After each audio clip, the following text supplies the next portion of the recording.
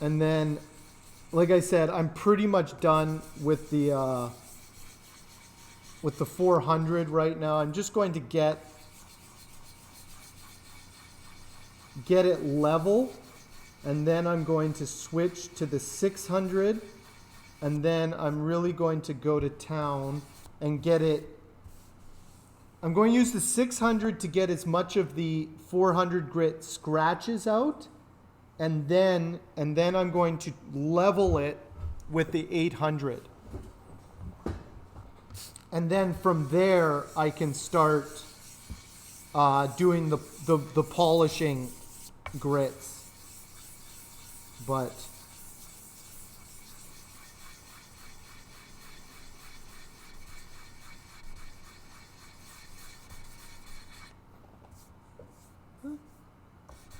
let's see.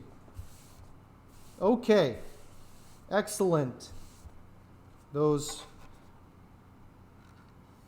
white spots are not as prominent anymore. That is good. That is good.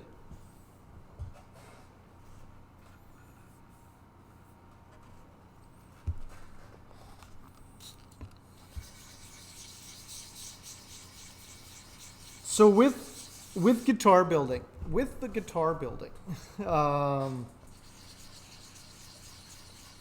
there's a lot of steps. And the kits are good because you can see all the parts, and you get to do the steps involved in building, and that's good because that'll be repeatable. Those steps are not going to change, right? So you may be using different bridges, different hardware, different woods, maybe different shapes, but for the most part, it's going to stay pretty much the same, except for maybe the different body types and necks that you do. But for the most part, the fundamentals are the same. The fundamentals are not going to change. Scale length, your frets. The neck is key. The neck is really key to the whole thing. That's what you're going to spend a lot of time on. Though with this one, it's definitely, I'm going to spend a lot of time wet sanding this body. The neck is done. I'll show you. Let me show you the neck. So I got a matte finish on the neck. And it looks really nice. So I pour filled the Padauk. I wasn't happy with how it looked. So now that Padauk, here, I'll just get that out of the way. That Padauk is nice and smooth. So that's just a matte finish. That's the matte version of the gloss. So it's nice and thin. That's pretty nice as far as a finish goes. So the reason I use matte was it just feels better on the neck to have a matte finish. So the maple is sprayed. It's sealed. Same with a matte finish on the bird's eye fingerboard. So that is sealed now. And then this has a matte finish on top, but I'm going to do this gloss. So I'm going to put my decal right there, and then spray this gloss, and then buff that up to a gloss. So that'll be gloss to match the body. So yeah, but that neck is pretty much done, and that volute, everything looks really, really nice with that. Actually, that I was really happy. I'm glad I put in that extra work. And that was one of those things that it was the same thing as the body. All these little, see all those little pores? You could see those pores, and sometimes you can get away with it with a matte spray because it's matte, right? But I really didn't like the look of all those pores, so I filled it. I filled the pores with CA and then sprayed over it, and so I'm happy with that. That's nice and clean, very nice and very clean looking. and the scarf joint is very clean and straight. Looks good. Really happy with that join. I like this side. It's not the end of the world, but speaking of nitpicking, let's nitpick here. Look at this. For whatever reason, I just lucked out, and the grain from the neck pretty much matches into the grain of the fingerboard. I used the same piece of wood, and it's almost seamless how the grain flows in, but those are two different pieces of wood there. See? It's joined there. It just flows in. This one, not as much. You can see the line, which isn't too bad, but you can see the line there, right? Whereas this side, it's like almost seamless. But you won't see that side because that's the bottom of the neck. You'll only see this side. So it's okay. I'm not going to redo it. But that neck is nice and done. But it isn't. Actually, I keep saying it's done. It isn't. It isn't done. I still need to spray that with gloss, but it's mostly done. I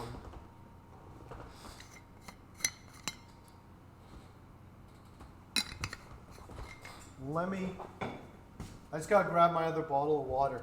Give me one moment.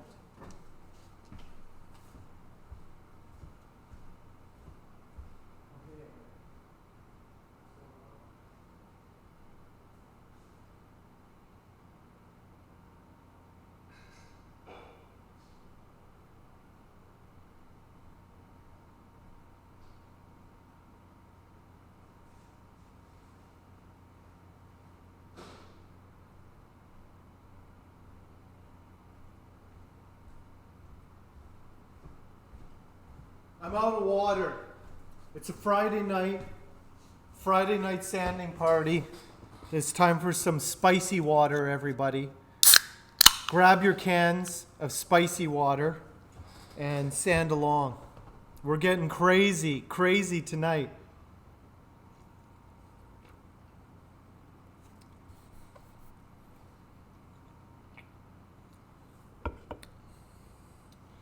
Once I get these curves, I still have to go in. There's still lumpy areas.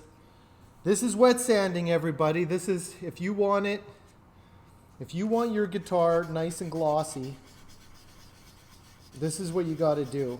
Even though it won't necessarily stay that way. You can see the pink guitar behind me. There's already scuffs. There's already, but it'll be perfect for until somebody buys it. And that's okay. Once you get the first scratch, you just move on after that. The first scratch is always the hardest.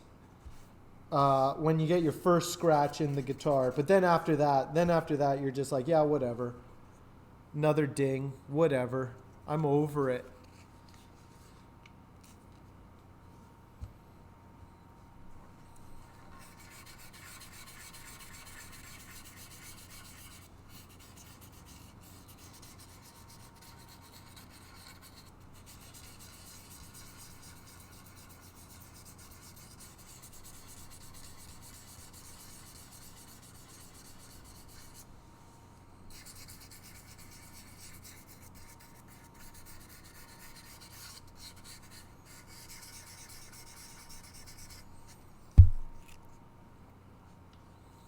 Yeah, the first cut is the deepest.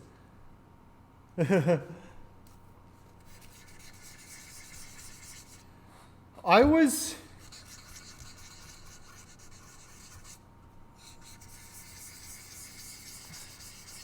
really into things as a kid. I always had projects. I don't know why. But again, maybe it's just that mentality thing. I always had projects I was working on. I always had something I was working on. I always had a comic book or something like it. My earliest memories, I can remember when I was 3 years old, 3 and 4 years old. We were living in a different town, so I know based on my memories of the house and things, what where I was and how old I was. And I remember being 3 years old and having a routine. It's not so much I can remember a specific day, but I remember just like my routine because I wasn't in school yet, but I would wake up and my sister would get ready for school. My mom would go to work. My mom worked the morning shift.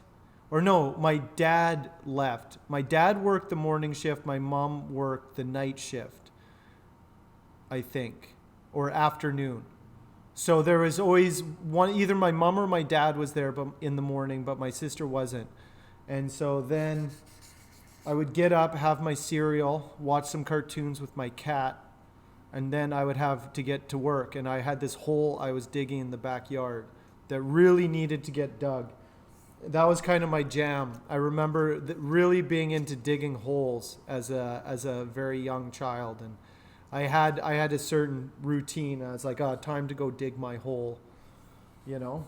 And the goal was always to dig a hole deep enough that I could fit in it, which I wasn't very big at the time, but I couldn't really move a whole lot of earth. So I always remember projects. I'm no stranger to the projects, digging holes or whatever I need to do to get the job done. So, and then when I got older, it was art projects. I always had a story or a comic book I was writing or drawing, a model I was building. I don't know. I just always had a project, needed to get it done for whatever reason. I don't know why.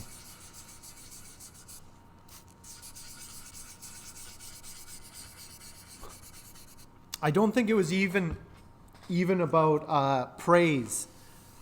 After a certain point, like, you know, a lot of times when you're younger, a lot of what you do is not necessarily for you, but for you can't start the work ethic too early in a kid's life. I had a work ethic as a kid, as a child. I already had a work ethic. I don't know why. But I always had to get something done. And it wasn't even for praise. Like I was saying, a lot of kids, your big motivation when you're like a young child is praise from your parents, you know? And there was always that as kind of a factor to be like, hey, look at this picture I drew, or look at this, you know? I got good reactions from my stuff. My grandparents seemed to like my drawings, you know?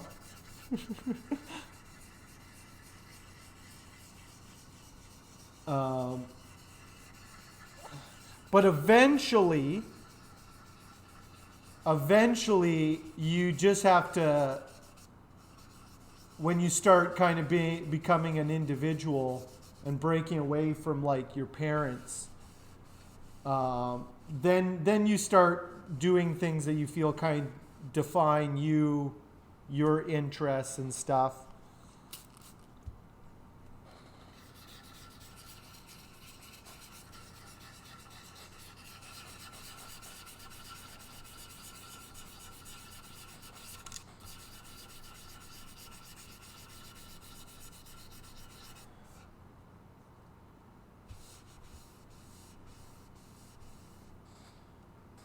But it could be a neurotic thing. It could be like maybe I just can't stop staying engaged in something. Like it could be an escapism thing. I don't know. Somebody else can psychoanalyze why I do what I do. But I think that's kind of it. It's like, well, at least I'll be productive. At least I'll do something. Yeah. Yeah.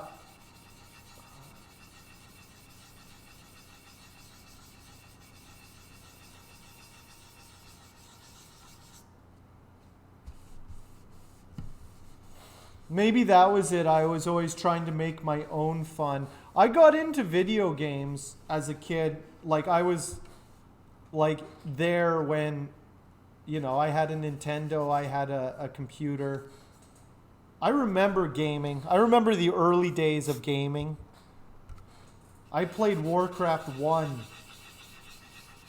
against my friends on the internet.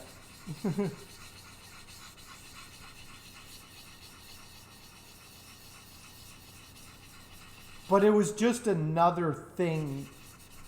Like I spent a lot of time playing video games, but then I would always stop and do something. Like I had other things I had to do as well.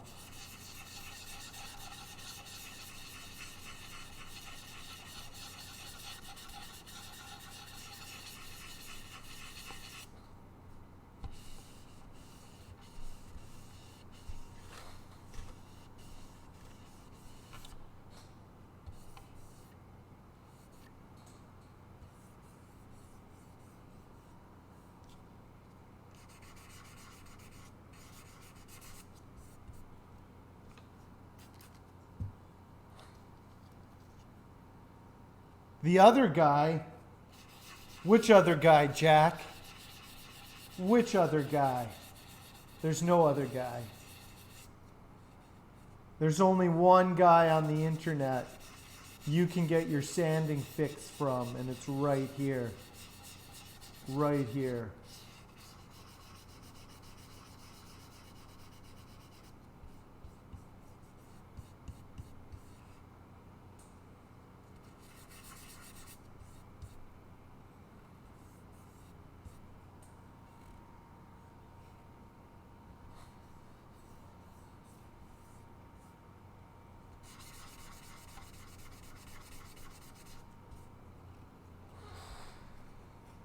The guy behind me, Big Brain Henry. He is super handsome. I can't have him front and center. He'll take away all the attention away from me.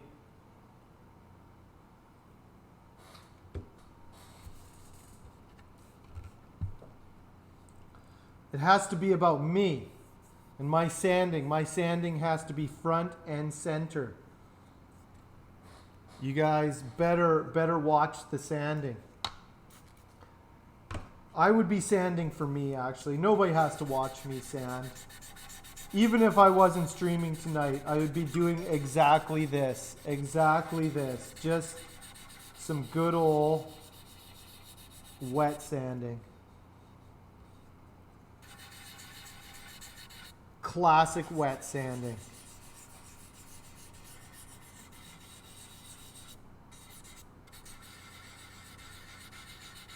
It'll all be worth it in the end. Delayed gratification. Now, a lot of people, sure, Jack, you can post it.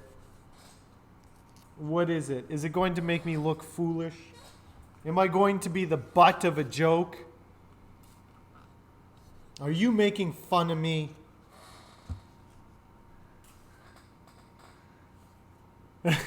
Nice. I'm glad Hank Spud got his recognition. That's great. Hank Spud is a saint. He's an absolute saint. He cares about everybody in the world. He would grow potatoes for the world if he could. If he could.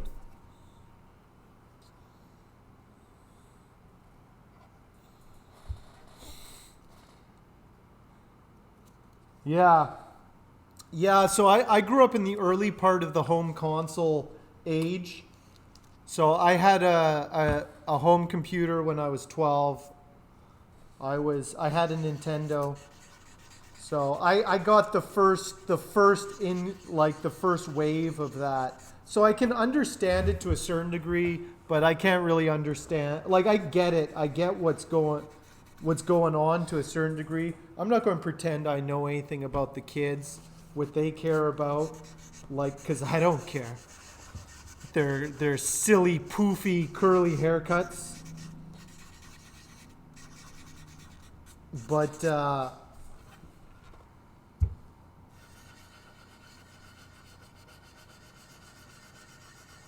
I can understand it to a certain degree. I think one of the things. Hey, Orbiter, how are you doing?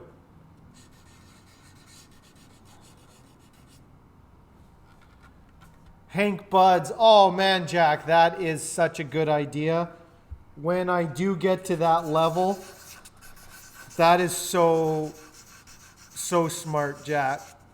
That's brilliant.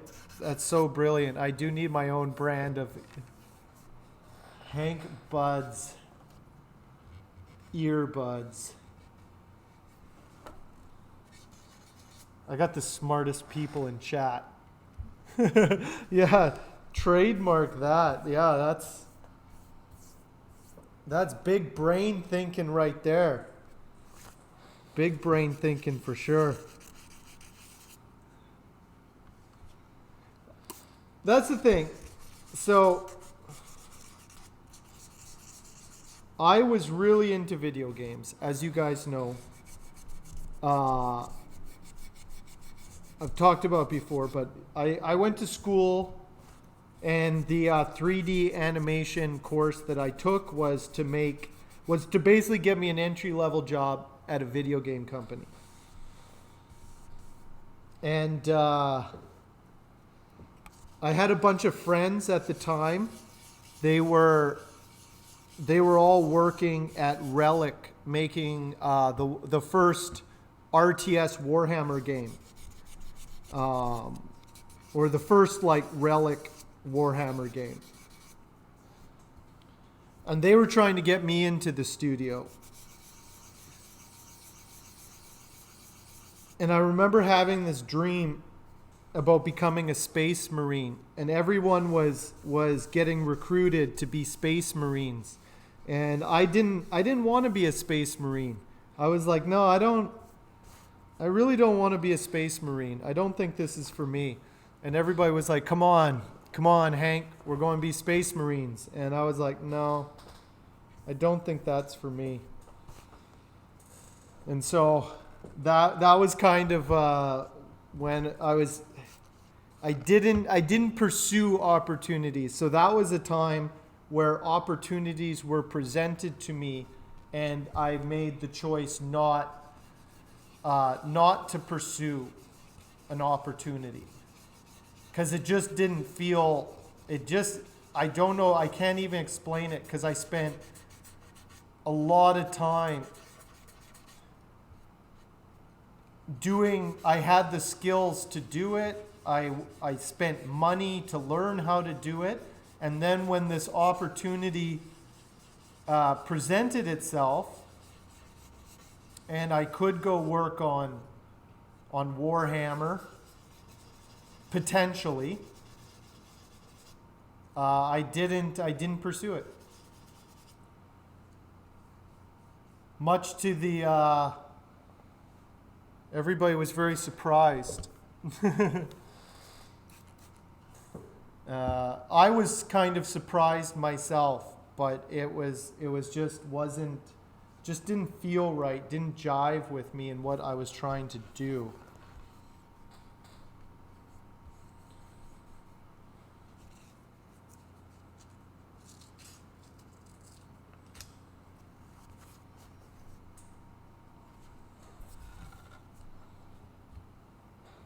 Hey Willie, what's going on?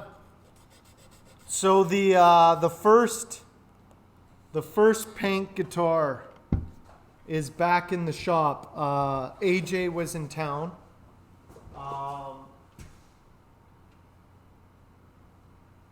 She left it here. I gave her the Roya hollow body for a few weeks, And so she left this one here with me.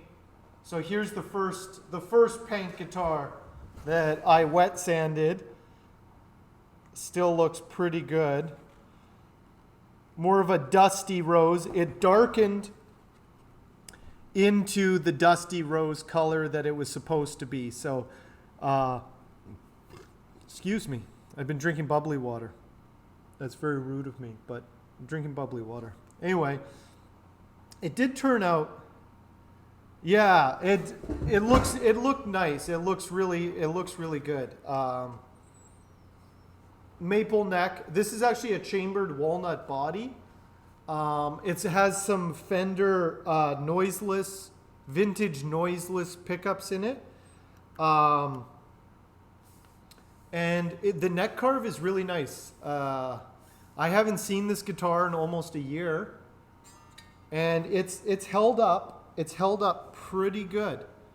Of course, there's your general wear and scuffs. There's a couple dents in it, but for the most part, it looks pretty good. So that's good.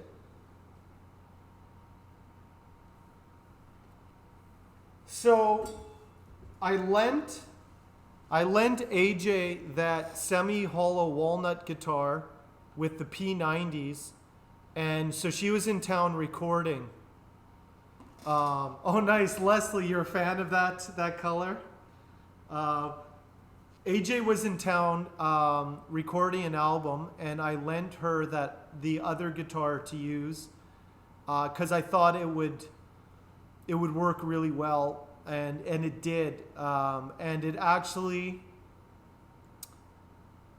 works a lot better with her sound than this guitar. Not that there's anything wrong with this guitar, but there were certain things that she was doing. It's more jazzy kind of stuff, and the walnut semi-hollow with those P90s is a really good kind of jazz, prog rock kind of guitar. You can do it on this one, but she definitely felt like that one was better, and I totally agreed. And so then she was like, well, can I exchange it? I'm like, well, that one's kind of worth more than this one. So I lent it to her. I was like, hold on to that one for a couple weeks, and we'll make a decision. Oh, sweet, thank you. Nice. So expensive. The Spray Max. So this is the stuff I use. Spray Max, 2K, Clear, Glamour. They're $50 now. $50. Yeah. Whoa. They're changing the sign. We got a discount for $37 each. 37 each. I saw online they just bumped up $20.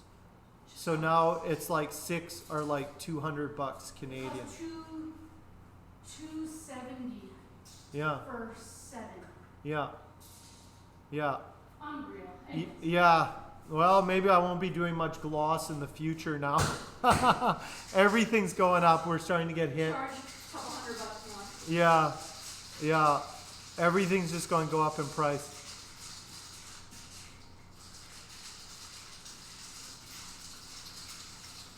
Yeah.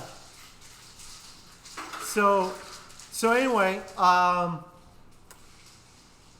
am going to see if anybody's interested in buying this guitar. It's used, but it's still in very good shape. I'm going to try and see if I can find a buyer, and then use that money to build AJ the guitar that would be better. Just because I want her to have a good guitar, and then she'll do some demos for me, and she's got a new album and stuff like that. So yeah, only matte finishes, exactly. No more shininess. This will be my last shiny one. How are you doing, Metal Dad? If anybody to get it worked on,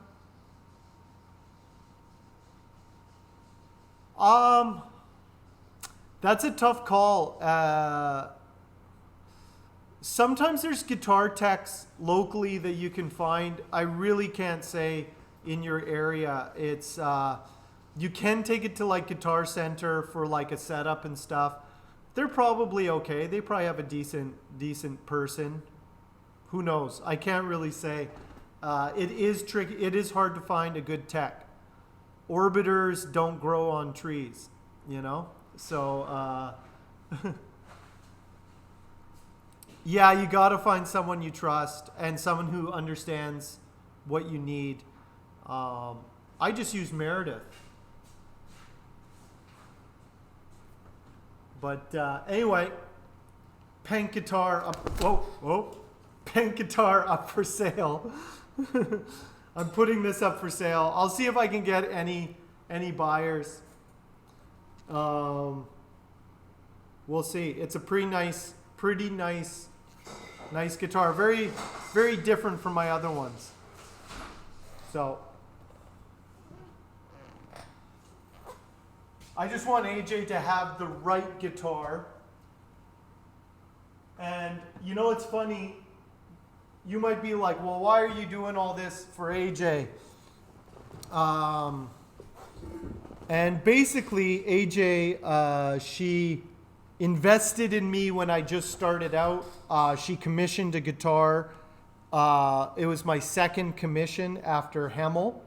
And I kind of appreciated that. And that was the thing. She was investing in a prototype, right? And it took me another year from when she commissioned her guitar to where I'm at now, where I feel like I'm out of the prototyping phase. So I can actually build her the guitar she needs, now that I know. At the time, I didn't know. I was just like, well, she was like, make me a Telly. And I was like, sweet, I'll make you a Telly. But now we both realize that wasn't what she needed. So I know what she needs now. I know exactly what she needs. And I know how to build it now. So we'll see.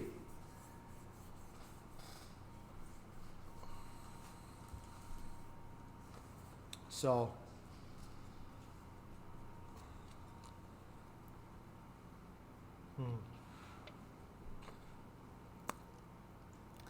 That's the problem. You would spend more on shipping than what the work actually would be.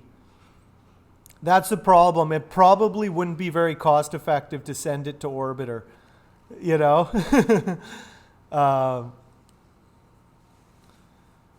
I know. No.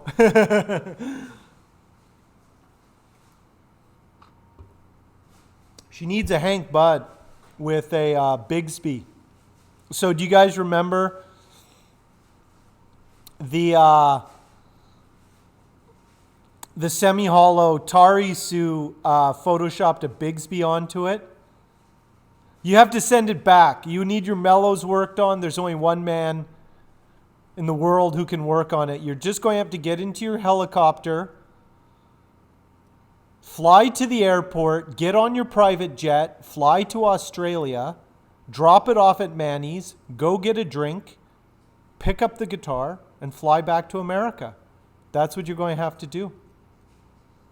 Shipping is always a risk.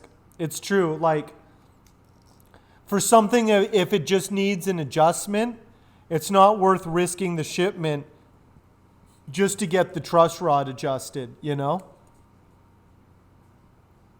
Yeah.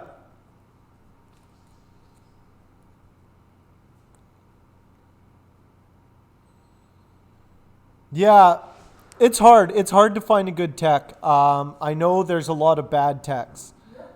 There are a lot. And here's the problem. Let me tell you what the problem is. Anybody who is really good with guitars is probably just going to build their own.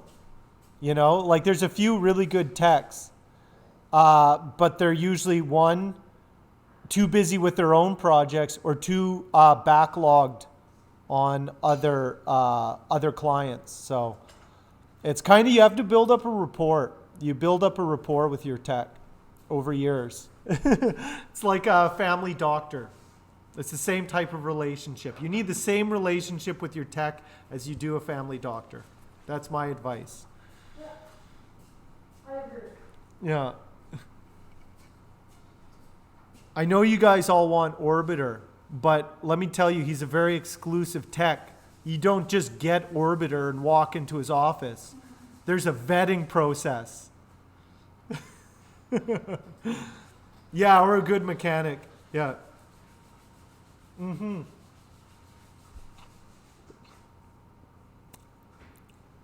Yeah.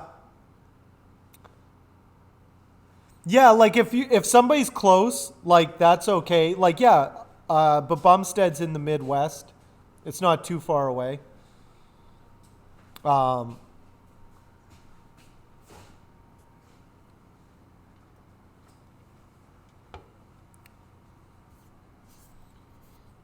Now, if Orbiter had some sort of drone that he could send out to retrieve and bring guitars to him, problem solved. But we're not quite there yet.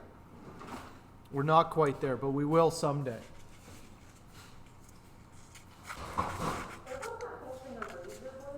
Yes, we have razor blades. Will just bought. Oh, hey, Emmett. Yeah, the 100 pound? Yeah, he dumped a bunch on my desk the other day. Oh. I don't know where he put the box. Yeah. But here's a couple. Hey, Emmett, come here. Come here. What is it, puppy? Are you not getting enough attention? Poor Emmett. Yeah. Yeah, I'm always worried. I haven't had anything like what happened to Manny's guitar. I've shipped a few. I'm going to be shipping out Nifty's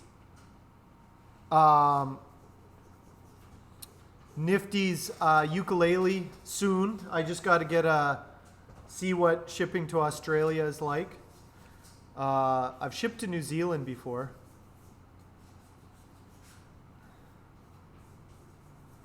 I haven't had any damages in shipping, but what? Knock on wood. Yeah, knock on wood. It's more of a probability thing. So the more you ship, every time you ship, you get closer to that one time where something goes wrong. But yeah, it sucks. It really sucks when stuff gets damaged. 2 of them are bad. Yeah, exactly. Only 3 things happen when shipping, and 2 of them are bad. Yeah. Just don't let go through Detroit. Senko, how are you doing?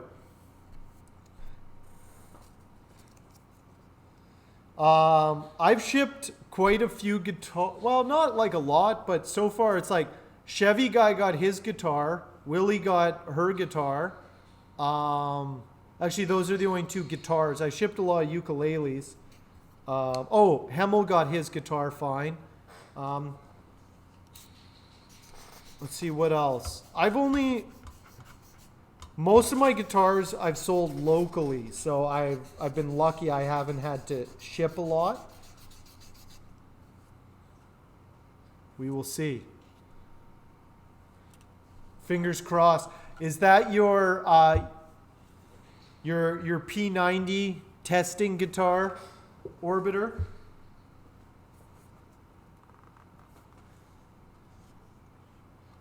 FedEx is rough on packages. Okay.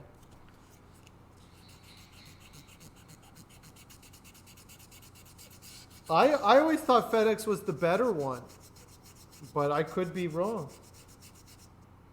You just never know who's handling it. As someone, Panic, what's going on?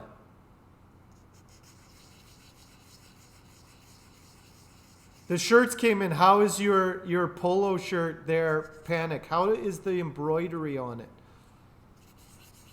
How do you feel that you look like you work for Hank? UPS is much more respectful. Good to know. Good to know.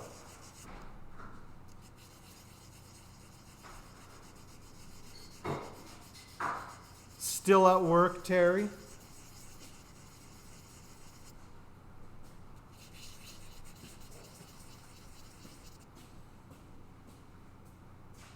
Two arm holes and a head hole. Perfect.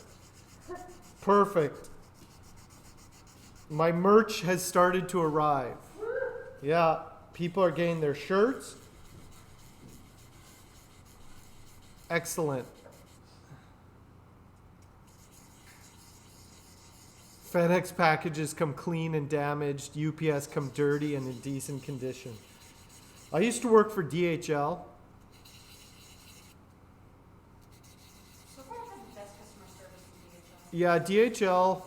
Oh, their call center is out here in Burnaby. Really? Yeah, I used to work at their Western Canadian headquarters.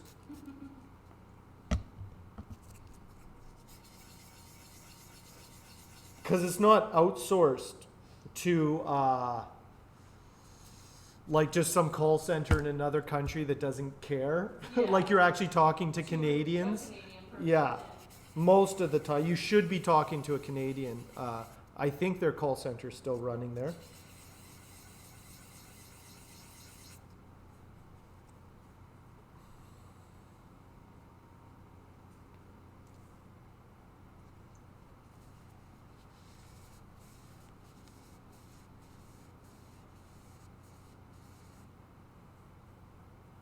Yeah.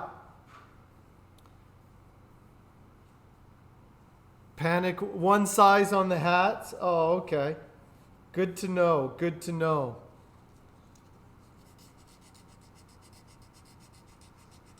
Well, I appreciate you getting that merch, you buying that merch, Panic. You're a true patron of this channel. Same with you, Willie. Willie got some. Karen, DJ Rock and Raj. Thanks again to everyone. Nifty bought himself a poster and a shirt as well. If you guys haven't seen the merch page yet, check it out there. It is amazing. But yeah, you can't look. I've loaded a few trucks in my day, and let me tell you, all depends on who's working that day. And there's some people who do not care, and in fact will try and break things, and they do not care. I know. I've worked with them.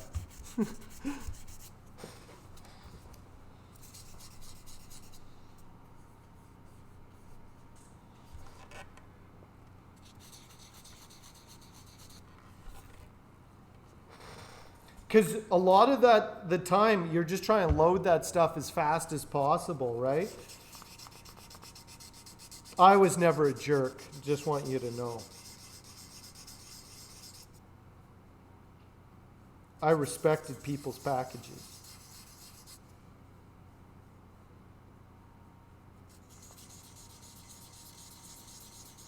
I never loaded packages. I did a bit of loading. But most of my thing was in the office. Inter-office mail.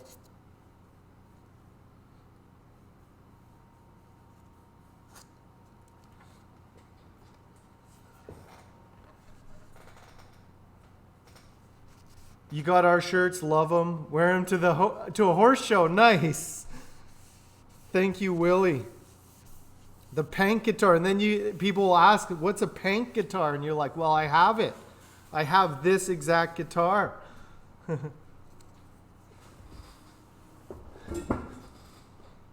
Yeah. Yeah, sometimes there's just horrible people loading those trucks. I'm not going to lie. I usually didn't last in those jobs because it was just like brutal. Like it was a horrible job. So like the only people who, I'm not going to like stereotype it, but like a lot of the people I worked with in those jobs were literal alcoholics. You know, just down and out guys who can throw packages onto a truck and are nursing a hangover.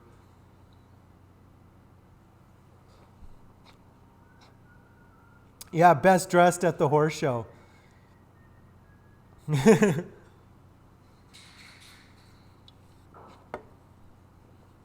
Anyway.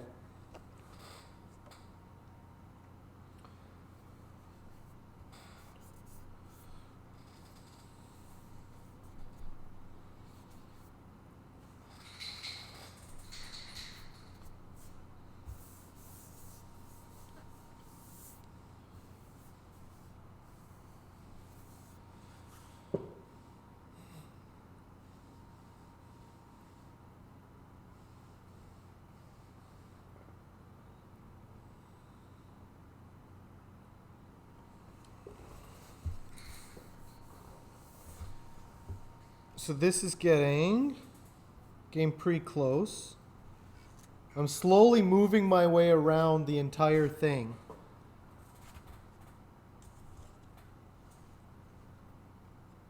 You'll be playing the pank to see if they'll throw change into your hat. Well, I got another pank guitar in the shop. DJ Rockin' Raj. Is Blakely there? The pank guitar's back in the shop.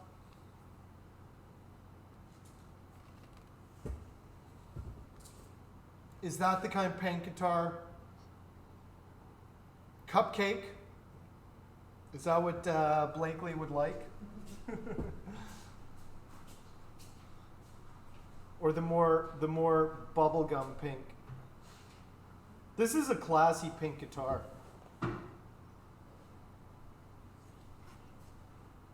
It's got a nice tummy cut on it.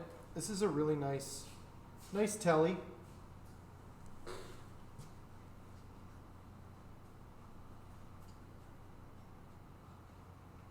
I had a bunch of people asking me about tellies, so I'm going to post that, see what happens with it. The classy pank. Yeah. Anyway.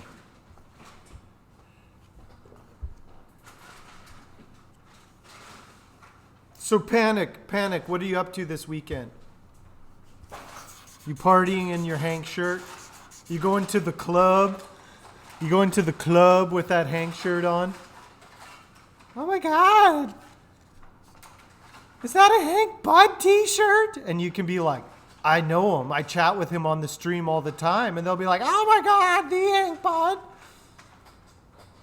That's what they'll sound like. I highly recommend wearing your Hank Bud swag when you walk into the club. You're for sure flexing that shirt. Did you get an extra small so that your muscles would look extra big? I recommend getting a size too small so you're just swole. You're just bursting out of your Hank Bud polo.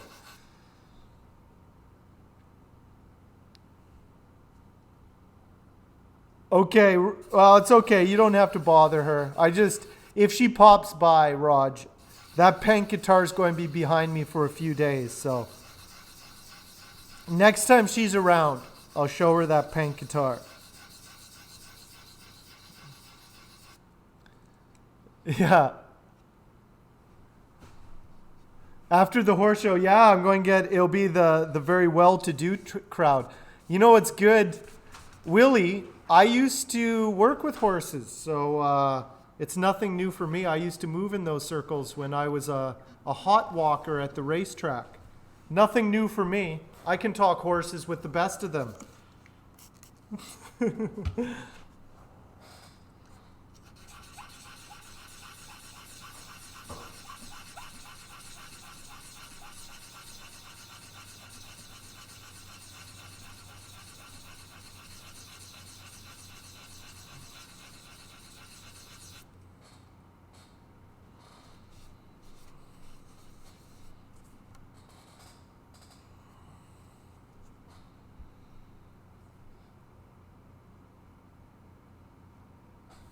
You're going to get large and you're insulted by how small you look in it. Yeah. The general. Throw it in the general, Panic. You can throw it in the general part of the Discord.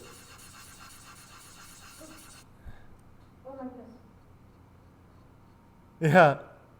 They like collecting anything they can show off. Well, this is going to be a showpiece for sure. This is going to be a showpiece. So I met one jockey when I was at the Hastings racetrack. He went on to win the Kentucky Derby a few years later. I met him in 2005, and then I think he won. He was on the winning horse in 2008, something like that. I can't remember. But I have met a jockey who won the Kentucky Derby. He's a very small Mexican man. Very small. Maybe 100 pounds.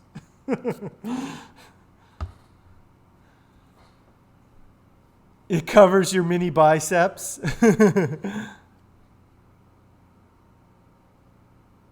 Yeah, exactly. Unfortunately, here in Vancouver, there is a Hastings racetrack. It's not a very well-to-do. It's okay, but we don't really have a super well-to-do crowd into horses. We do have a well-to-do crowd, but they're not rolling at the racetrack.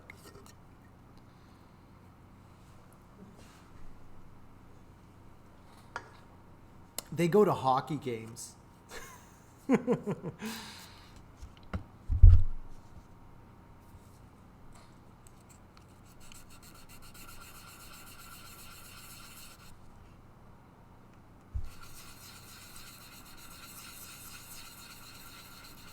This thing is going to look nice when it's buffed up. So, Mare, I couldn't get all the spots, and I'm just going to have to accept that there's a few tiny little white flecks here and there. Oh no. It's just Oh no. like Yeah, well, this is what I'm saying. Yeah, they're like gonna buff it out and nobody's gonna see that. once it's shiny, it won't be as noticeable, but yeah. Cool. Cool. I think it's beautiful. Yeah, it is going to look.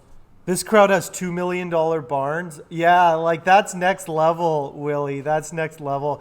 The Hastings racetrack here in Vancouver is total backwater.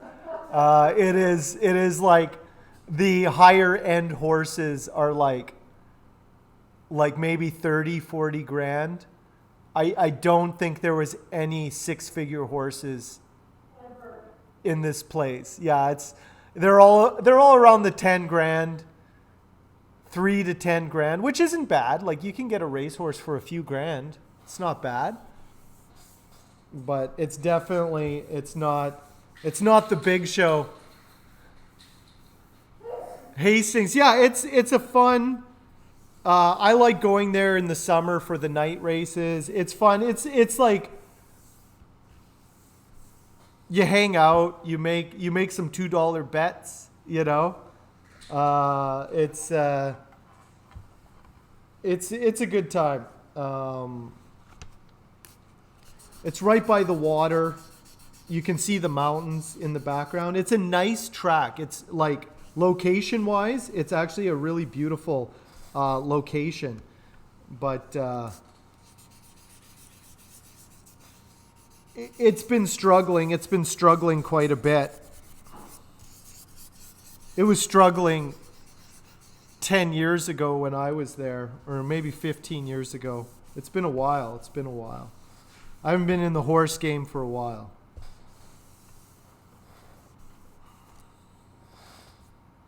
But it did instill my new favorite horse sport is in Saskatchewan, the horse relay. That's my new favorite horse sport. If you guys haven't seen it, sometimes it's called Indian relay or just like horse relay. It's predominantly First Nations people here in Canada doing it, and it is a wild race. So the rider is the baton. So how it works is there's 4 horses, right? And they do loops, right? All bareback. It's bareback, no saddles, no helmets.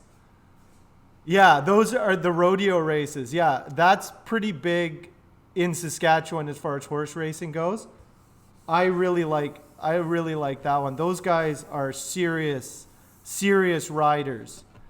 If you guys haven't seen the relay, it is a good one. Yeah, no helmets. They hop off the one horse and hop onto the next one, and then they go. It is a crazy sport. What? Have you seen that? No. 4-horse relay. And then they do a lap. The rider jumps off. There's no stalls.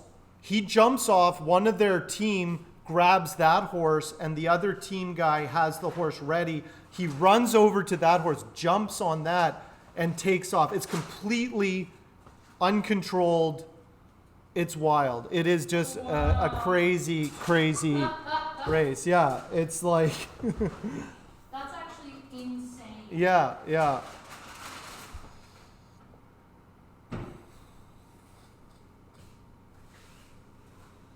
Oh yeah, yeah. I just can't believe like it.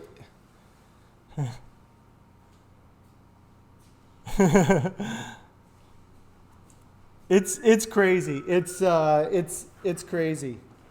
I highly recommend checking it out.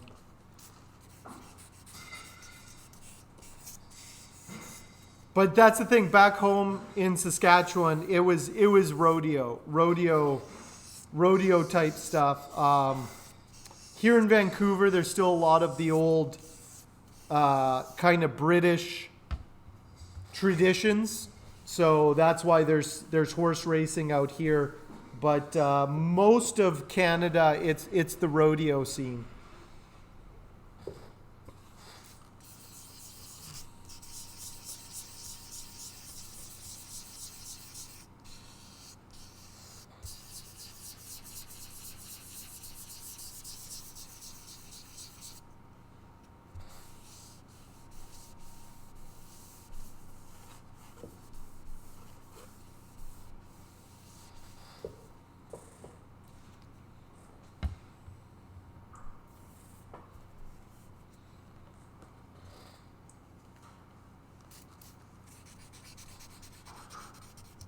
You know what's funny? When I was at the track, just like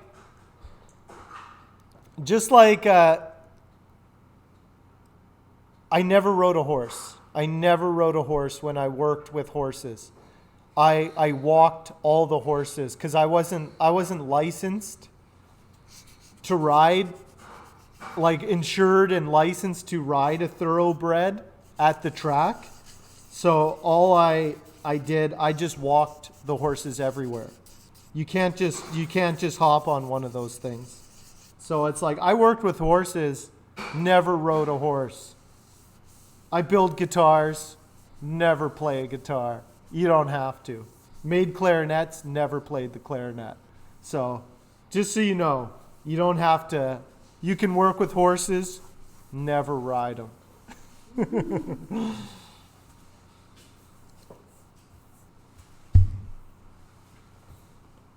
How's that red one looking? Oh, it looks really good. I don't want to get fingerprints on it, but on Is- my last pass with the gloss, I got a drip. Oh. But it's okay. I got 2 cans on it today, so. Is that red one? Are I you? take gold. What I like about lacquer Yeah.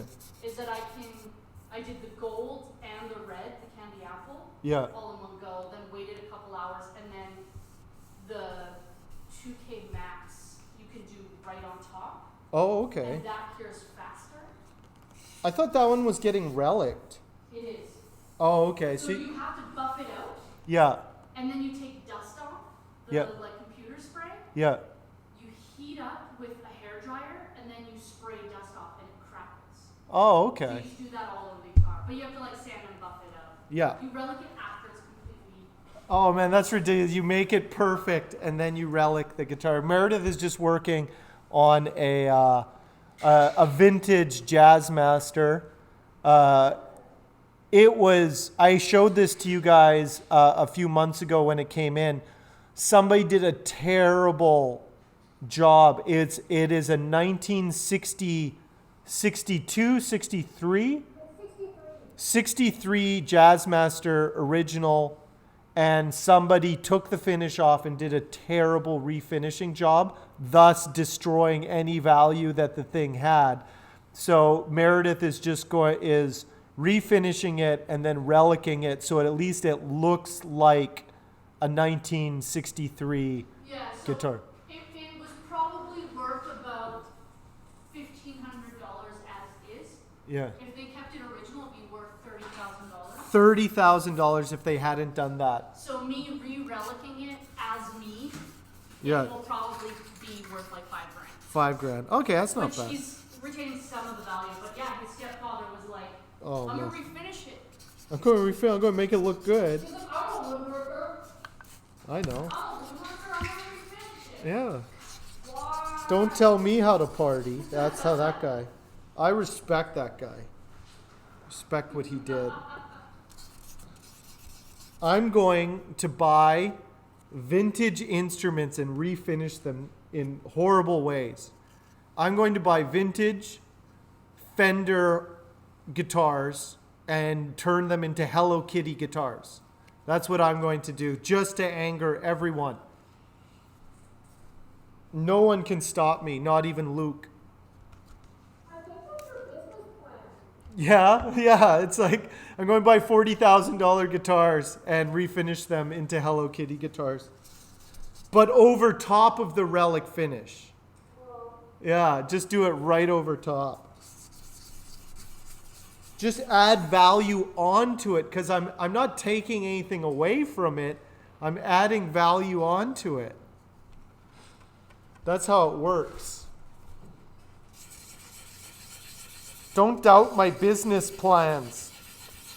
Let me tell you something. I'm going to be so famous someday that me just coughing on a guitar will increase its value by 13%. I think he's hoping that if I do get the master builder job, that it'll be worth More again. Yeah, makes sense. Yeah. Yeah. Blakely wants the Pank guitar. Oh yeah, just get it. Get it? It's Get for it. sale. It's so nice. It's like, Raj is saving up $1 million Hanks for it. oh well. Look, Raj, you can sit there and you can save your $1 million Hanks. It might take 2 or 3 years, or you can just have it right now. Just take it. Just buy that Pank guitar. Then I can build AJ the next one. Everybody wins. Everybody wins.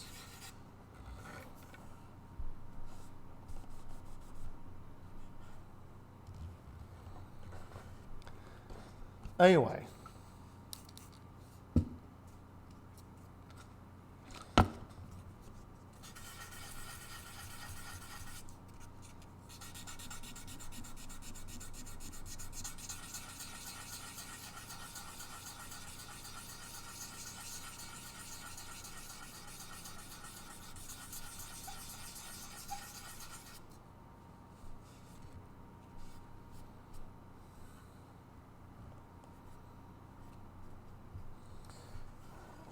So, Mayor, Yeah.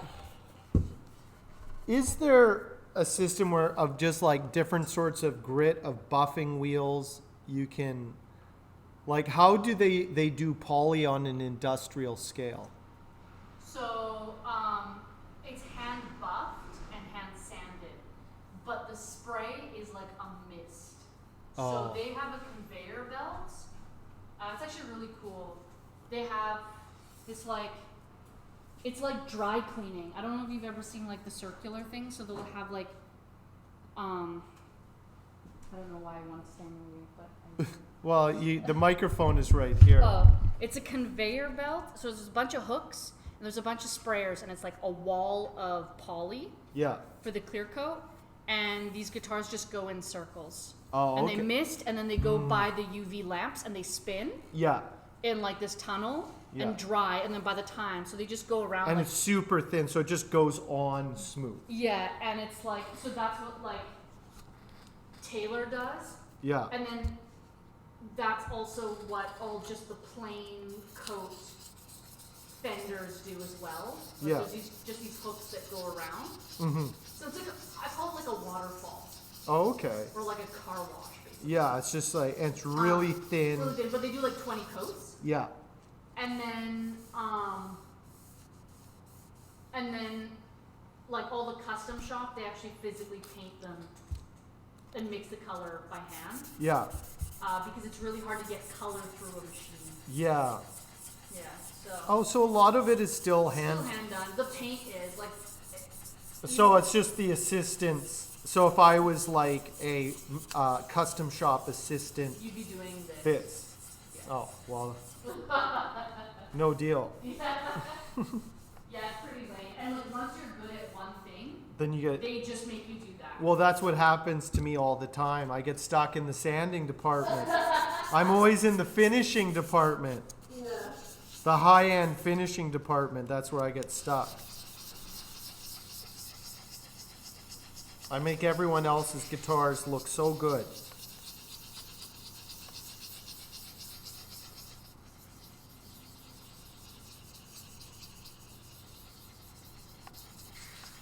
So there's just really there's no way around.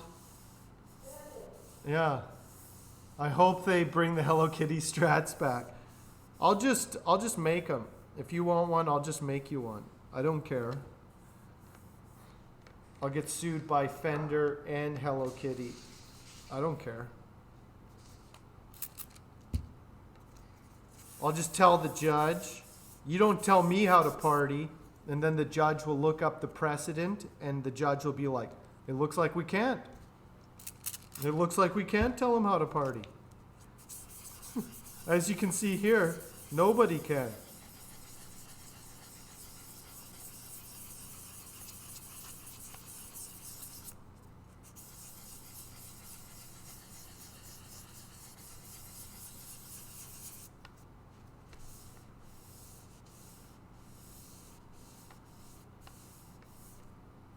Okay, I'm getting close. Good news, everybody.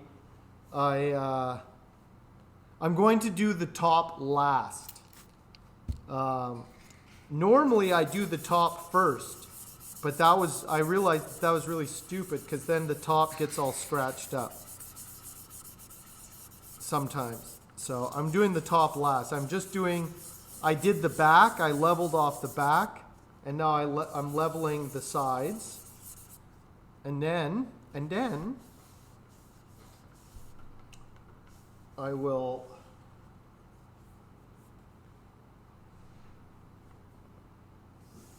I'll do everything else. Uh-oh. Is there somebody here?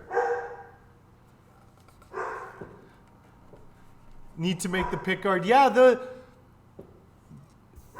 I think doing kind of like 3D printed pickguards like that would actually be pretty cool. What is it, Emmett? Who's there? I think you saw a mouse. Probably a mouse, yeah. Let me show you, let me put some mineral spirits on this thing so you can see what this thing is going to look like now that it's nice and smooth. I'll show, this will give you an idea of what this is going to look like when it is buffed up. As you can see, look at that. That's what it's going to look like when I get it. Look at that. That's what it's, ooh, that's going to be real nice when I get some finish on there. It's the elevator people. It's the elevator people. Poor Emmett. Anyway, Poor Emmett. poor Emmett. Ooh, look how smooth it is. I just need to look. I've done the hard part. The hard part is leveling it, and it's leveled now. Ooh, that's going to be so nice when it's shiny. Couple days of work. What can you do?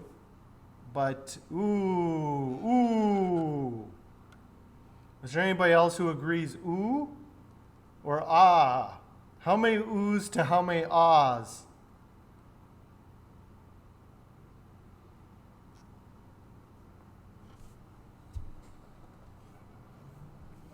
Anyway, so now, ooh, ah. No, you can only have one or the other. You can either be an ooh or an ah. Meh. We have one meh. I know it's not pank.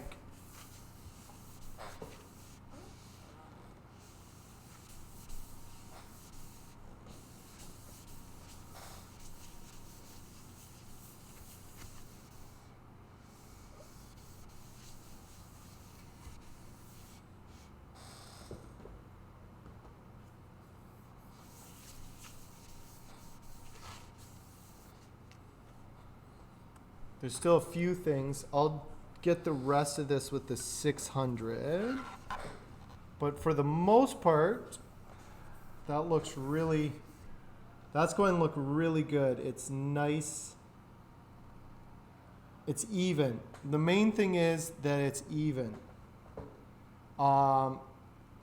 This is one of the things that's kind of nice about doing flat tops.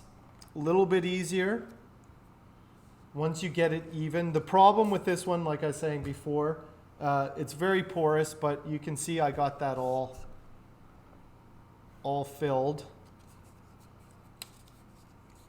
Oh.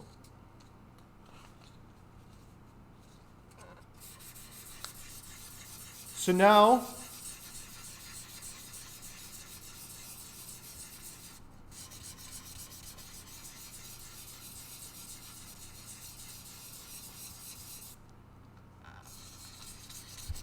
I'm in the home stretch as far as the back goes. So I think I might switch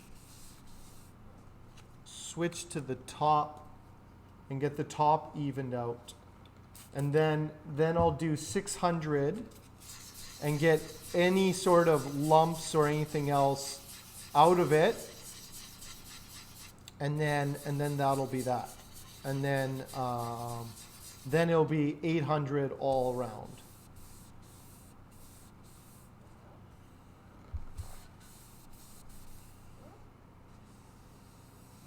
There's still a few little flecks here and there, but for the most part, that's looking really nice and clean.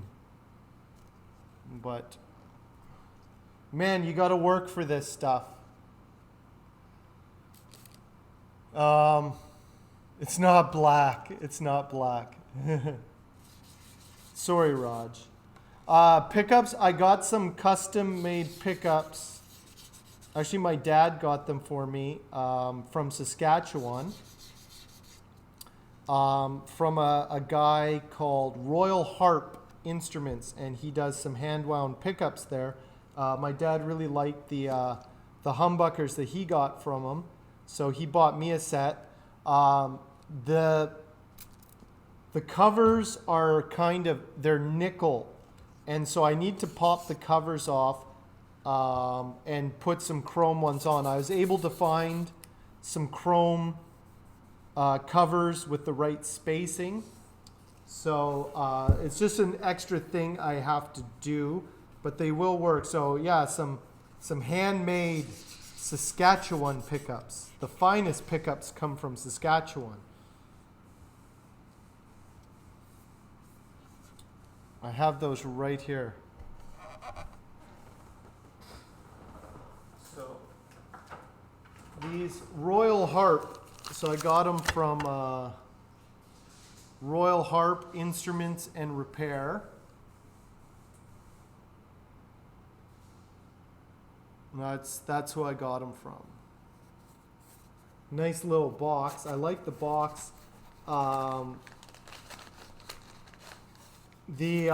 they're nickel, and they're kind of scuffed a little. They're not as pristine as I would have liked for this guitar. On a Les Paul, these would be fine. Any of my other guitars, these would be fine, because I kind of do. I like the brushed nickel. I actually prefer brushed nickel.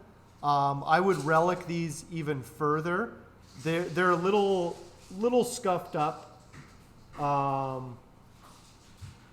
There's a few chips, but the pickup is fine. So I want it pristine, and I want it bright chrome.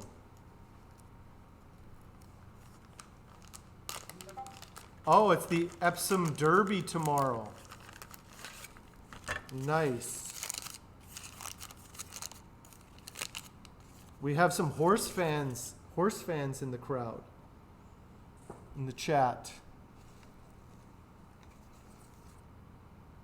So you can see the difference, and one of the things is all the hardware I got is this chrome. So the nickel, it just doesn't look right. next to it. So you can see with the spacing, these are fine. So luckily I was able to find the right spacing. So I just have to, it's soldered there and there. It is, I think it's potted. There's wax in there. So I'm going to have to heat up. First, what I'm going to do to take this cover off. So potted means that it's been dipped in wax. And so what you have to do is get the solder off of the edge, off of those points, heat up this with the soldering iron, get it hot so the wax melts, then you can pull it off. So it's a little bit of a process. I've done it before. It's not that big of a deal. I don't like doing it, but it's what I got to do to get these on. So it's just a little thing that I gotta do for this to be perfect. I want everything to look as shiny and clean as possible.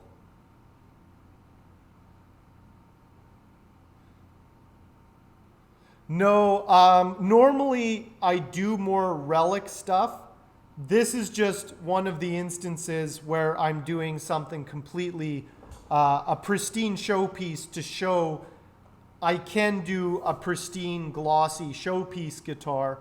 A lot of times I like the nickel hardware. I like the more rustic looking hardware, but this guitar necessitates pristine chrome. So it's just, it serves the piece. It's always about serving the build. What goes best for the build?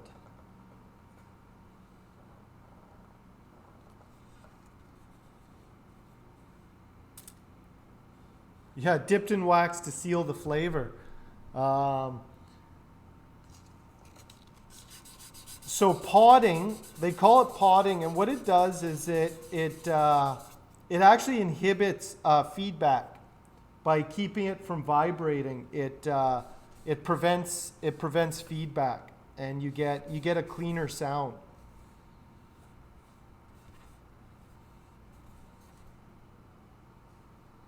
A cleaner sound when you're distorting it. Like it's like you can. Is that the purpose, Mayor?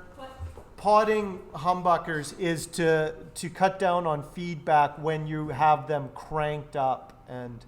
Yeah, so because you have like a metal cover and magnets and another magnet really close, it's to inhibit the feedback with all the metals that could create a large sound. Yeah, like there would be like even that metal cover, it'll vibrate. Oh, if you It's don't just pot it, it'll vibrate, and what that creates is friction, and it'll just squeal. it'll squeal. Yeah, yeah. So that's why it's good for uncovered pickups. It's not, it's just a thing that they started to do as like a thing when you have like a metal cover on your pickup. Waterproof too. JB, slowly rebuilding your stack. Everyone is rebuilding their stacks now. Look how good this looks. Ooh, that looks really nice. That's just fresh. Don't touch it. 'cause Don't it's still don't wet. touch it, but show us candy apple red, everybody. Matching headstock. Ooh, candy apple red does look nice. I'm not going to lie. Yeah, I like it with the gold underneath better. Yeah. What does the gold underneath do? So candy color is a tinted clear. Oh, yes. So Yep. Because if you put that on the direct wood, you can see the wood. grain. Yeah. So they'll put a silver or a gold. Usually it depends what year it is. So this is gold, but you have to have a metal flake. So it kind of looks like there's shimmer in the gold, but it makes a deeper, more orangey tone. If you do the silver, it looks more like fake apple red, like Snow White apple red. Oh, okay. Yeah. Makes sense. I like this deeper red color. Yeah. I don't know if you guys caught that. So Meredith did a base coat of metallic gold, and then sprayed the translucent, like the kind of opaque red is slightly translucent. And so it picks up that kind of gold yellows underneath and just gives it a different look. So that's one of the things with doing spray jobs is it's not necessarily like it's not like you just spray it with one color. No. You know, you have to have a base color underneath. The seafoam green, I haven't found the right color, but there is a Rust-Oleum color called Seascape Green. Yeah, I saw that. I saw they had a bunch of, I was like, I like that. Yeah, That- so I think if I put a black base coat with that on top, I'll be able to mimic the green. Because that is what Fender usually did, like a black coat underneath. Yeah. Yeah.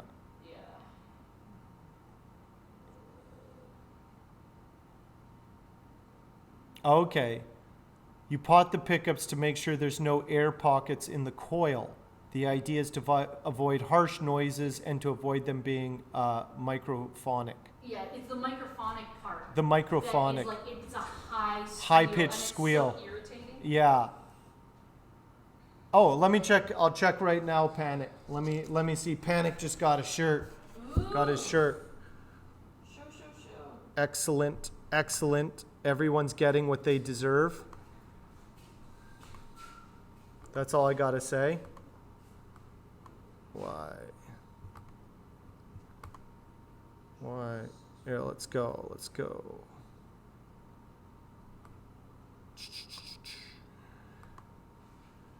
Oh, nice.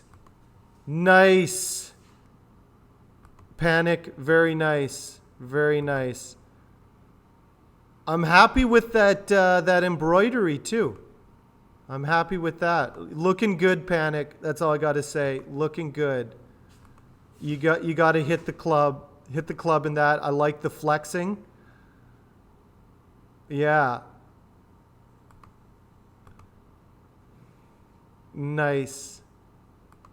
All right, so I'm gonna head back. I'm gonna have to come back and do some beer coats later tonight. Okay, I'm still going for another. Are you back late?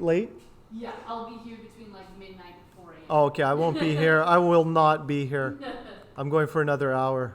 I got some water slide decals, but My water slide decals still haven't come in. I print them out myself. Yeah, I could have just done that. No, I had to get fancy.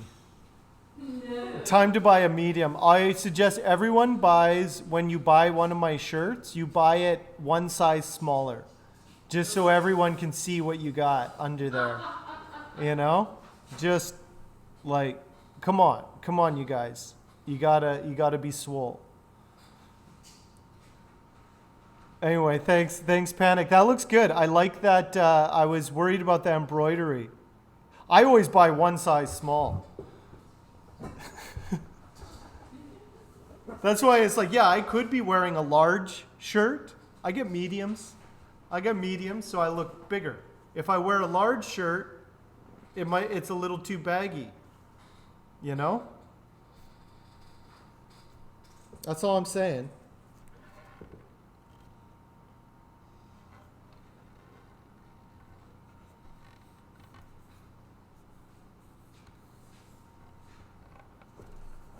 Anyway, let's do some 600 grit. Is everyone ready for some 600? Are they just watching you wet sand? Yes, they're watching me wet sand. Well, Yeah, crazy. it is. It's ridiculous. Wet sanding, Friday night wet sanding party. But in the end, you guys are learning a lesson in delayed gratification. I know what this is going to look like when it's done. That's why I'm willing 1K grit or you're unsubscribing. Don't worry, I'll get there. I'm only at 600 right now. I'm just beginning the journey. But I know what this is going to look like when it's done.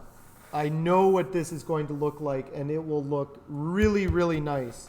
So I'll get there. I'll get there eventually. I got it evened off, and now going in, getting those little ridges. She says, just leave it like that color, like you made it for her. Nice. You're right, Aces. This would be better in a hot tub. I don't know why I'm not wet sanding in a hot tub right now. I'm disappointed. Yeah, everyone's disappointed. I might as well at this point. I got nothing to lose. And I need to order some of that sanding underwear for myself. And I can just wear it like it's... Yeah, you gave me the can. Thank you. Precious 2K.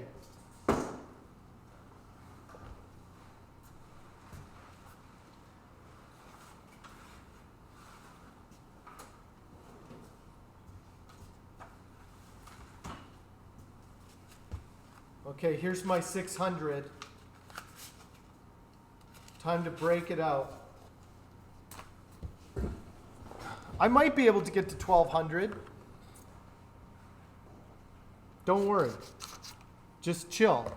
It's about the build-up. You don't get it right away. There's a delayed gratification. There is a delay.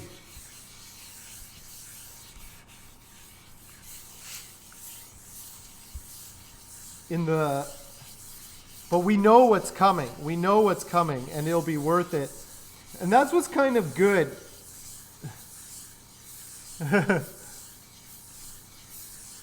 You guys get to see the reality of guitar building. And it's like, oh, you want something shiny? So here's the thing. Like, unless you're doing things on an industrial scale, or have some sort of like auto finishing friend who has like a spraying thing, it's a lot of work to get this thing glossy. But in the end, it is worth it.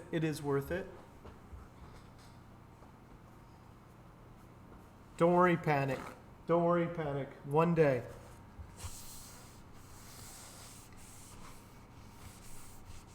Here's the thing, Panic, but you forgot the key. The key to this the merch thing, it's like, sure, you got the Hank Bud. Sure, you got the Hank Bud shirt. But do you have the Hank Bud underwear? You go to the club with the Hank Bud shirt, but if you don't have the underwear to back it up, you're just going to look silly in the end. You'll get invited back to the pool, the hot tub party, after party, and you'll take your clothes off and everybody will be like, "What's that? Just underwear?" But if you have the Hank Bud sanding underwear, people will be like, "Oh, what's that?" You don't want to look silly, no.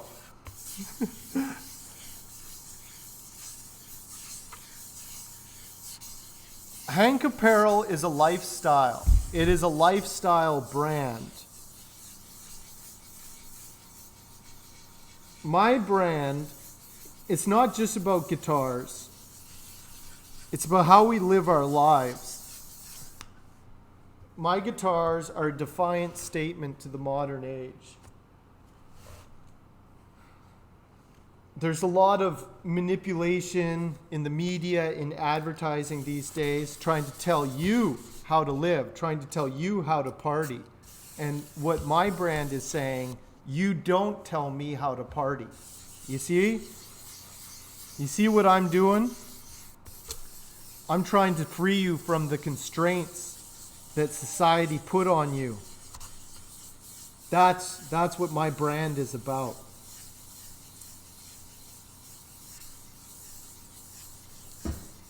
You guys are welcome. Everyone who bought a t-shirt. You're making a bold statement about who you are in this world. And you should be very proud in your Hank swag. even prouder if you have a Hank Bud instrument and you can sing songs. Play music that justifies your nonconformist attitude. You want to sand with me? Okay. But you're not subbed? I thought you were. Did somebody gifted you a sub, but it's probably expired now. You have an honorary sub. You have an honorary sub, Panic. You're always ready to sand. I'll sand with you any day.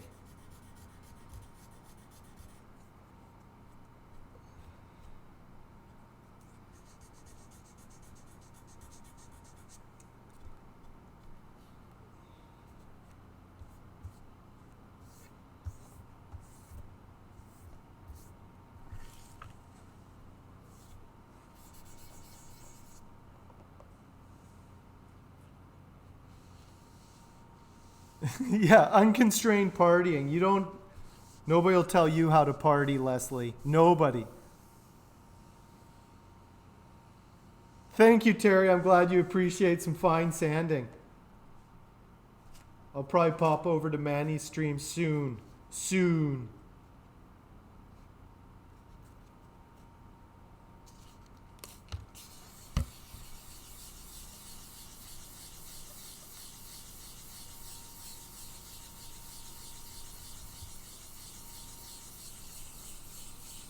"24-hour sanding stream starts now."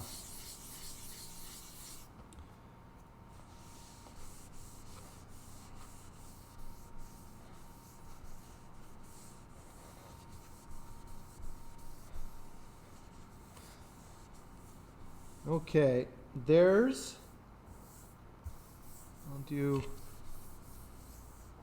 still a few I can see.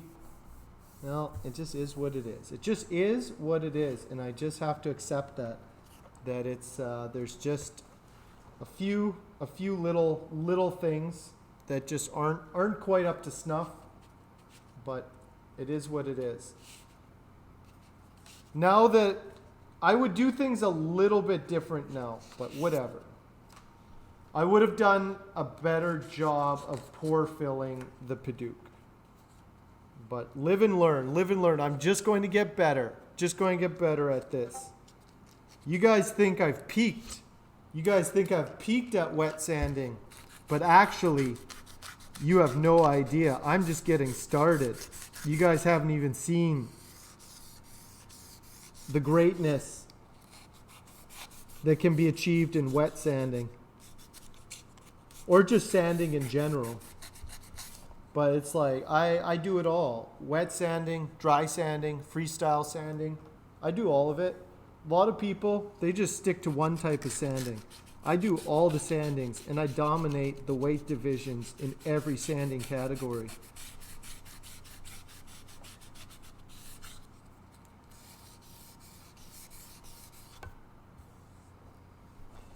I received a 10 out of 10 from all 7 judges at the freestyle sanding competition in Arizona last year. Maybe you guys heard of it, the International Sanding Competition of the World. It's a very prestigious sanding organization.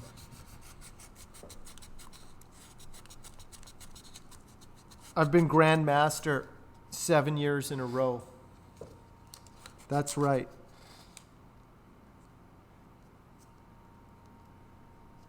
What have I done better? What do you mean? I've taken my sanding game to the next level. Some people were kind of harsh on me last year. You know, the media, the sanding media, they were like, he's peaked. It's all downhill from here. We've seen the best out of Hank. He's yesterday's sanding news. But this is my comeback year. This is my comeback year for sure. They don't know. They don't even know what's in store.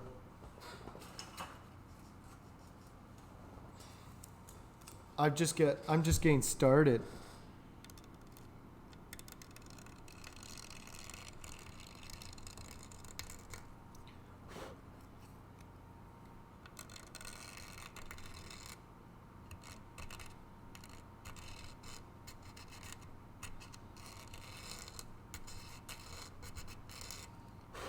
So I'm just making sure this, I'm taking a razor blade. If you're wondering what I'm doing, I'm actually working right now. I'm going with a razor blade and scraping the inside of the electronics cavity so that I taped it off before I sprayed so that it wouldn't make the cavity smaller. So you gotta remember, like, depending on how much finish you put on, it will make the cavity smaller. So if you make something beforehand, it probably won't fit it if you just spray right over it. So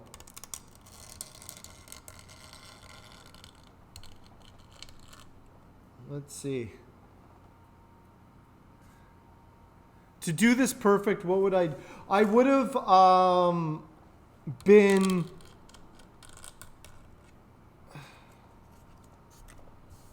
I wouldn't have tried to pour fill with the spray. I tried to pour fill at first with the spray, and then I pour filled with epoxy, and I should have just done just a traditional pour fill like what you would do with a French polish first, and just did a really good pour fill on the Padauk so that it was almost even right from the get-go, and that would have saved a lot of time. It would have taken a lot of time to get the Padauk nice, but in the long run, it probably would have saved me more time than trying to fix it, and it would have looked, I wouldn't have had a few little white flecks. I was able to get most of them out, but there's a few that I wasn't quite able to get out, so I'm just going to have to live with that and do better next time. It happens. It happens.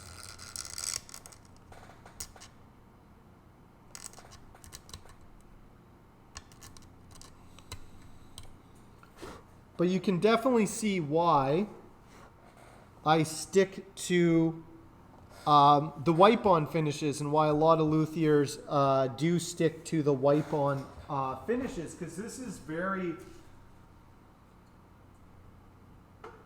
very time-consuming and very tedious. Also, why a lot of builders will just subcontract it out. A lot of builders won't do their own finishes. They'll just send it to a finisher. Not uncommon.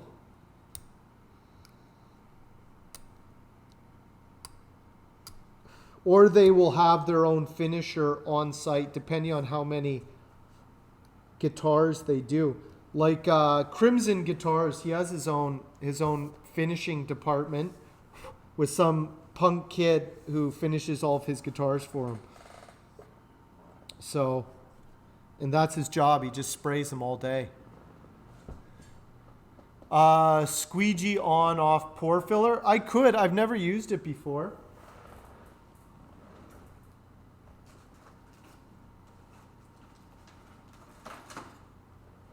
I think any pour filler would have been good.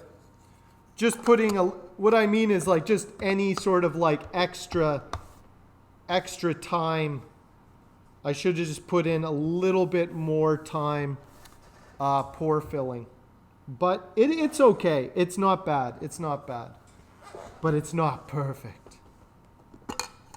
But my plate still fits. That's good. Real good. When I spray the head plate, I'm also going to have to spray that plate as well. So, gotta remember that. So,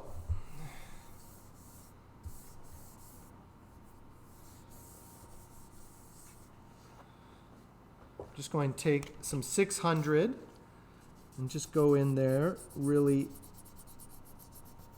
a little bit, clean that up a little bit.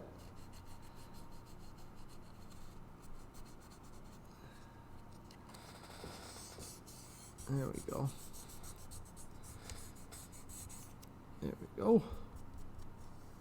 Excellent. Everything has to be perfect. Rage, what are you up to this weekend? You partying?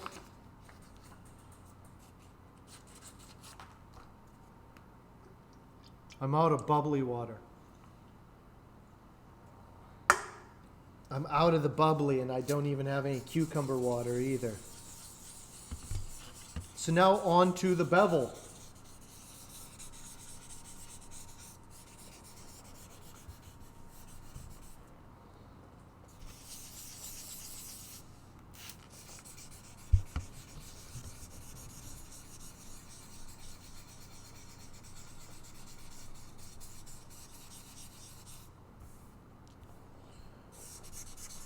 Like I said, I don't mind sanding. At the end of the day, I really don't. I don't mind it. It's like, it's just something that needs to be done.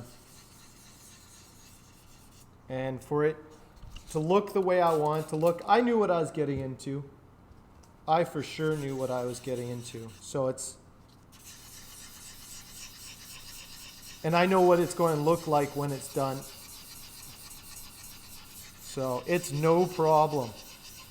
But it will be hours and hours of sanding. I don't know how many hours I've put into it, but it'll probably be 2 days, 2 or 3 days of work. When you count sanding, spraying, maybe even more than that. It's tough to say. But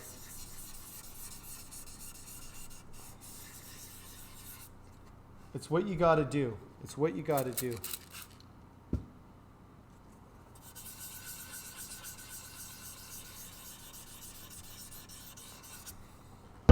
Oh, don't want to dent anything.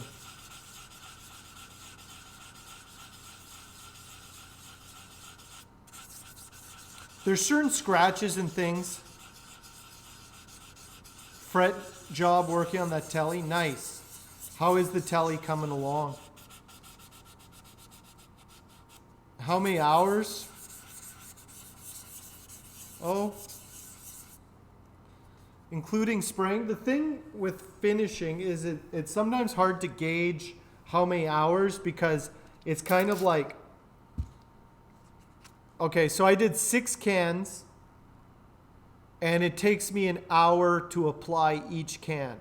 I can usually I do spray it, wait 20 minutes, spray it again, wait 20 minutes. I found that it would take an hour to do each can, right? So I've done six hours of spraying. Before that, I probably did, let's just say half a day, so like 4 hours of prepping the body. Pore filling, prepping the body. Let's say 4 hours of that. So that's 10 hours right there. Wet sanding, I would say I've put in at least. Also, it's tough to say because when I'm streaming, I'm talking a bit, so I'm not quite as productive as normal.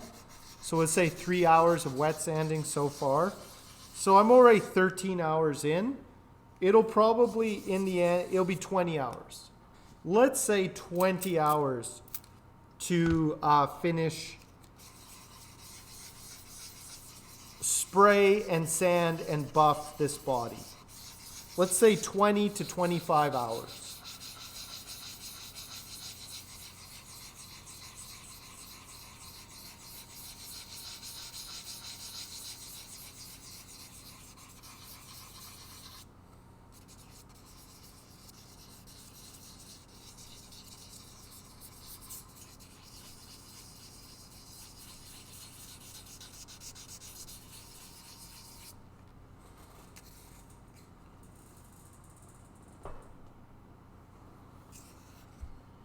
That sounds about right. And that's just how long things take.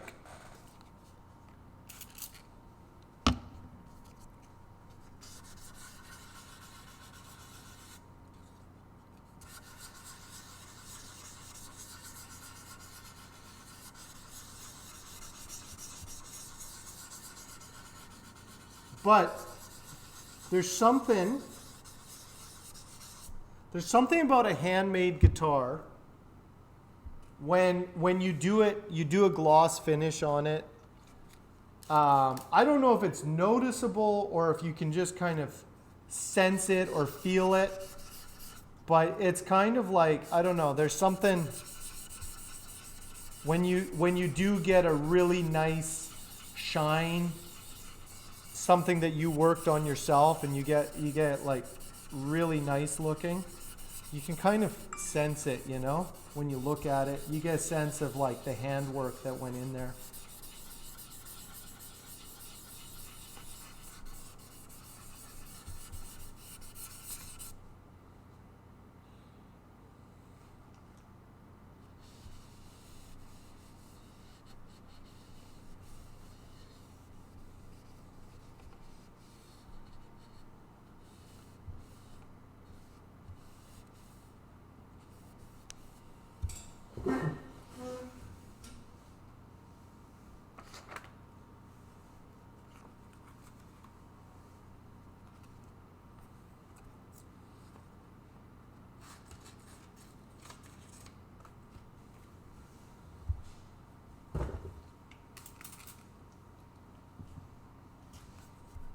Maybe I like it. Maybe I like sanding, and I'm just not ready to admit it. I'm not ready to admit it to you. I'm definitely not ready to admit it to myself. Maybe I really like this. Or maybe I'm afraid about being judged about it. Maybe I'm addicted to it. I gotta sand.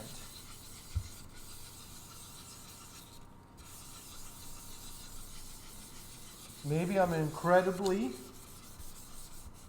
obsessive, compulsive, neurotic person who always needs to be doing something with their hands, or else I start muttering to myself and doing weird things, weird antisocial things. So it's good for humanity that I have an outlet for my affliction. So I always have something to do. Because in the end,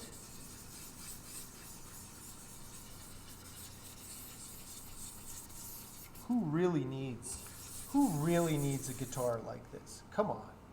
Who really needs it?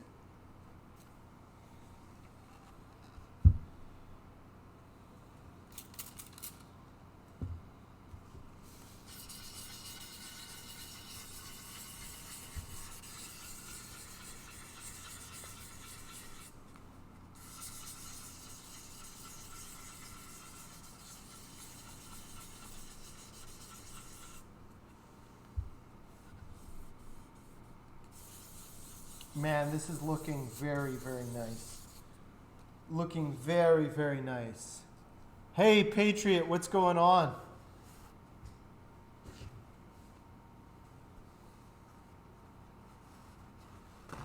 Yeah, it's looking pretty good. Yeah.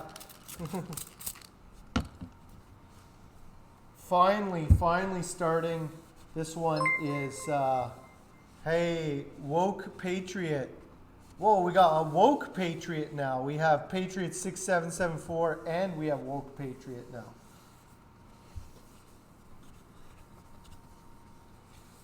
Thank you for that follow.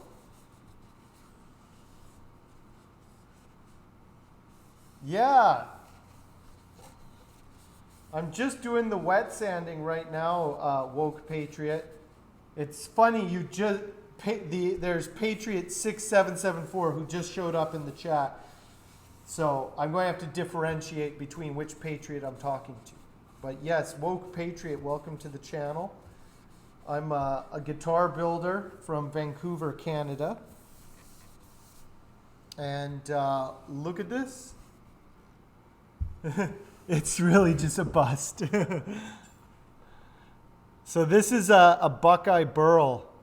Yeah, Vancouver is pretty nice. Little pricey. But so this is what I'm working on. I'm just wet sanding the Padauk right now. So it's a Padauk body. I'll throw some mineral spirits on it. So you'll get a sense of what it will look like. Oh, thanks, Patriot. Thank you both, Patriots. I'll clean it up. It does look like a Van Gogh. It looks like Starry Night, Brig, for sure. How are you doing, Brig? It does look like a painting. So you can see, this is what I'm just leveling everything off, getting it nice and clean. So then I can buff it with some friction wax. And it will be fancy, but that's what it's going to look like when it's all done. Look at that Padauk. I haven't started. That's what it's going to look like when it's all done. This is going to be a showpiece. So I'm launching. No, we're not going to be giving this one away. I'm going to be hopefully selling this one for many big American dollars. I'm not even going to sell it for Canadian pesos. It'll only be in American dollars. What's your idea, Patriot? Sorry if anyone was expecting this one as a giveaway. I just did the bacon caster. Manny did a bacon caster. He had a piece of wood that looked like bacon. Yeah, you always have way too good of taste. It is a very nice looking guitar. This is a showpiece, a total showpiece guitar. Good news, I'm pretty much launching my guitar brand at the end of the month, Hank Bud Guitars. This is going to be one of the showpiece guitars of my official launch. I even got, check out these neck plates I got. Real sizzling. I got a sizzling new idea. The bacon caster. Everyone loves bacon.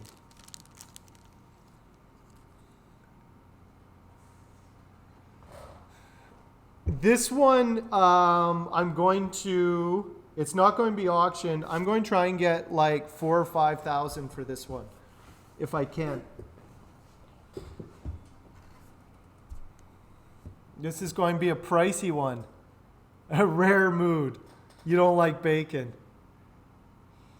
This is going to be a very pricey guitar. I got my Hank Bud neck plates made up.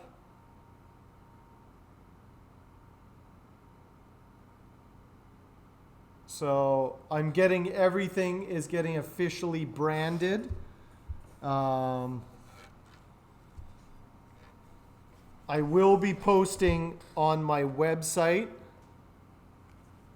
soon. So you guys, this last year I've been doing a lot of prototyping. All my prototypes will be going up for sale for cheaper than my regular stuff now that everything's worked out. So I still have a few prototypes here and there. I'm going to be selling this one. Came back to the shop. Me and AJ commissioned this one, the first Pank guitar. She wants to upgrade. She wants to upgrade to one of my semi-hollows. So we're going to sell this guitar and then use that money to build her next one. So nice if anybody's in the market for a nice Pank guitar. That one's going for $1,200.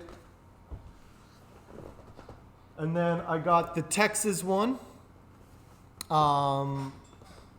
with the buffalo skull there.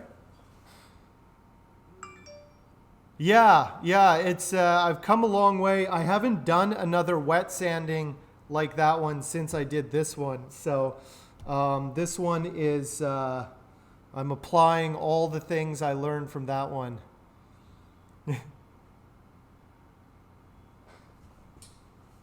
And then,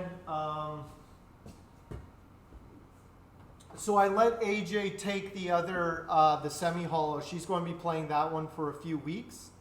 So I still have this one. Like I said, at the end of the month, here at the shop, we are going to be doing an open house and just kind of having our own kind of guitar show here at the shop. So everything must go.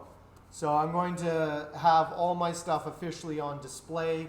My website will be up. I'll be ready to take orders. And yeah, so I'll be officially doing the thing. Like a real custom builder. Yeah. Oh yeah. Will it have a whammy bar? That's one of the things that AJ was asking about. That is one of the upgrades I'm going to do for her. I'm going to put a Bigsby on her guitar. And so, yeah, so I'm going to start having the option of Bigsby's. So if you want a whammy bar, I can throw a Bigsby on it. Which I think will look really good with my style. So yeah, I'm kind of working out a few things and just getting all of my my options that I can provide a client, as well as different guitars that I have finished, examples, all the things that a real luthier has. I'm going to be a real luthier. I think the Big Rivers will look really good with Bigsby's as well. So I will do a Bigsby version of the Big River as well. If somebody wants a specific tremolo, I can put that in. But for now, I think Bigsby's will look good with it. This one, I have to carve the neck still. I'll have this is another showpiece.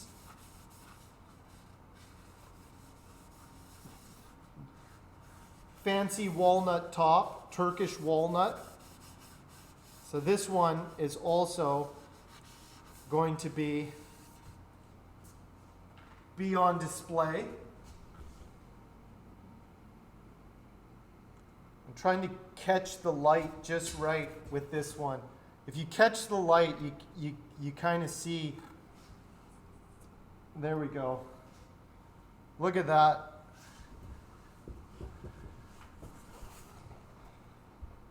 You became an LLC last week. Nice. DavidNet Data Services. Congratulations, Patriot.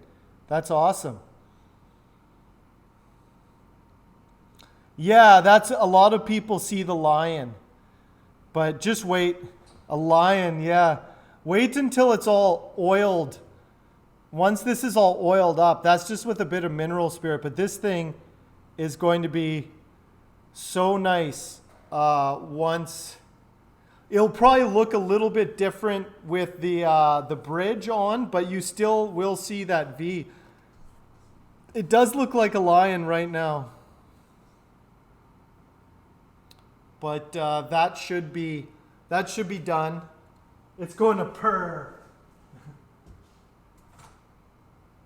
So I'm very, very close. These 2 years of work are. I don't know if it's about. I'm not going to say it's about to pay off, but it's. I'm about to have something to show for these 2 years. I'm ready to kind of start putting my stuff out as a luthier. officially throwing my hat into the ring, as it were. So doing all those things, like pretty much starting the business. It is about time. It took a little bit of time to get all my prototypes done. I got those two models, and I'm confident I really didn't, like, I was selling guitars, I was building guitars for the last couple years, but I wasn't fully flushed out my ideas for my guitars and what I was doing. Now I feel confident about them. That's the main thing, is just I like to feel, if I'm going to be selling things for thousands of dollars, I better feel comfortable about that and feel like they're worth that much. And so I feel like the